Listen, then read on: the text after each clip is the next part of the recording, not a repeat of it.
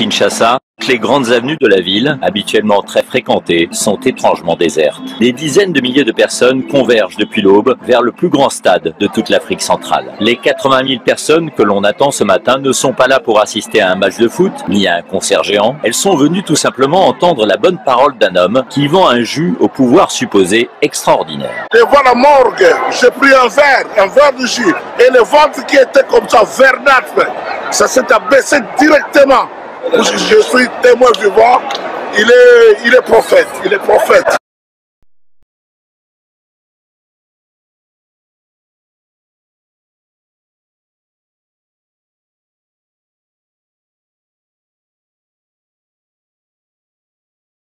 Caméraman et photographe, Pom-Pom Girl, policier sur le qui-vive, c'est l'un des événements les plus importants de l'année. Il est d'ailleurs retransmis en direct à la télévision. Et ici, la star que tout le monde attend se fait appeler le prophète. Le prophète Condé, c'est cet homme avec une chemise à fleurs. Dominique, de son prénom, a créé au Congo une église chrétienne. Il revendique 5 millions de fidèles. Dans son salon, le prétendu prophète est fier de nous montrer ses dizaines de diplômes. Celui-ci le reconnaît comme étant un scientifique, un savant et un ministre universel, serviteur de la paix. Il aurait reçu aussi des mains de l'ex-président Joseph Kabila la médaille du mérite civique. Il brandit aussi fièrement un curieux diplôme frappé du drapeau européen qui le félicite d'avoir introduit l'usage du jus qui délivre et qui sauve. Vous êtes un docteur.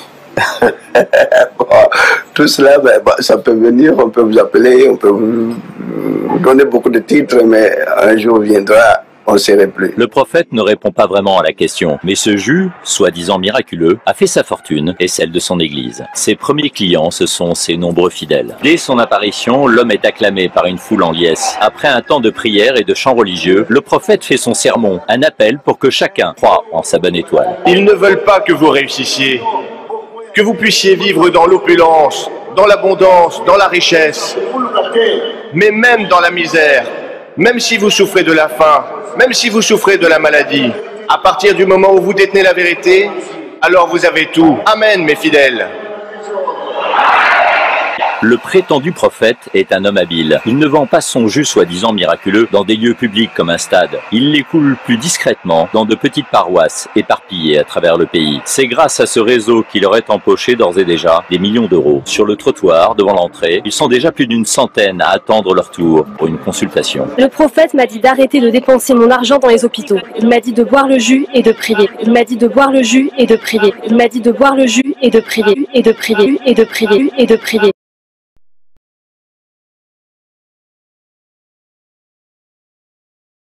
11 h, Dominique Condé arrive dans son gros 4x4 qui vaut plusieurs dizaines de milliers d'euros. Tous ses fidèles sont venus chercher son remède, soi-disant magique. Mais avant de pouvoir se le procurer, il faut passer à la caisse et faire un petit don.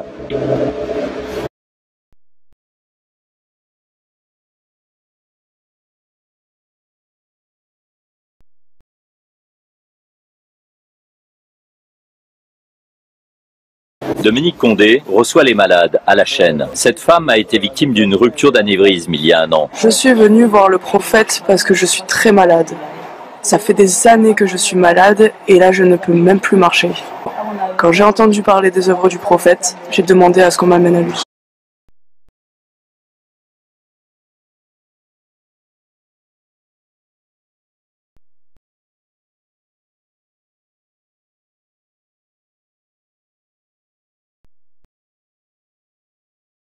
Quand j'ai entendu parler des œuvres du prophète, j'ai demandé à ce qu'on m'amène à lui. C'est vrai que pour n'avoir appris. Il faut lui donner du pétrole et la masser. Il faut lui faire des massages avec le pétrole. Ça peut être une bonne solution. J'ai la foi. Il va réussir à me guérir. Parfois, les consultations durent à peine quelques secondes. Il faut que tu prennes le jus de pétrole. La prescription est toujours la même. Tu prends du jus? Oui, j'en prends. Bon, c'est bien. Il faut continuer. L'ordonnance reçue, les malades sont dirigés vers la pièce d'à côté, qui fait office de pharmacie. Le fameux jus, le voici. Il est vendu dans de petites bouteilles d'eau usagées. Les fidèles sont persuadés qu'il fait des miracles. Ça guérit même les sida, même l'estomac, cancer de foie, même cirrhose de foie, beaucoup de maladies. J'ai été dans la maladie des sida, j'ai pesé 14 kilos, mais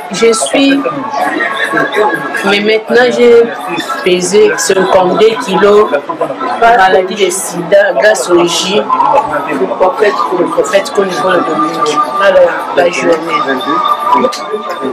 Une affirmation sans aucun fondement scientifique, un message dangereux pour les malades. Les 50 centilitres de jus sont vendus près de 14 €, une somme importante qui représente la moitié du salaire moyen. Du coup, les malades les plus pauvres se partagent les frais. Dans la pièce se dégage une forte odeur d'essence. Il y a du citron, il y a du pétrole.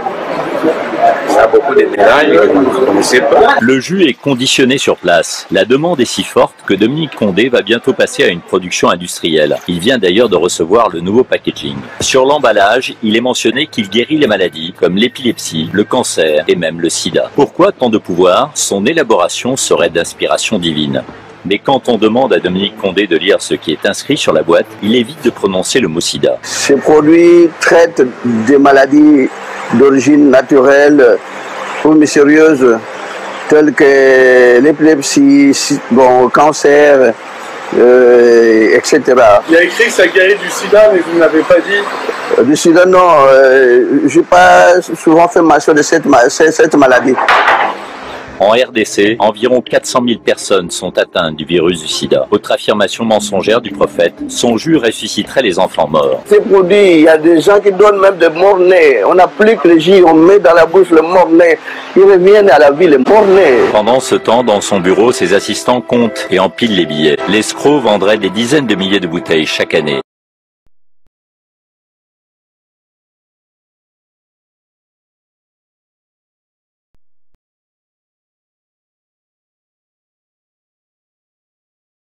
L'escroc vendrait des dizaines de milliers de bouteilles chaque année. Il n'a jamais été inquiété par la justice.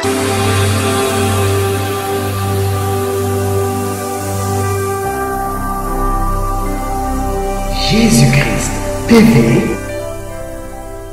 vous connaîtrez la vérité et la vérité vous affranchira.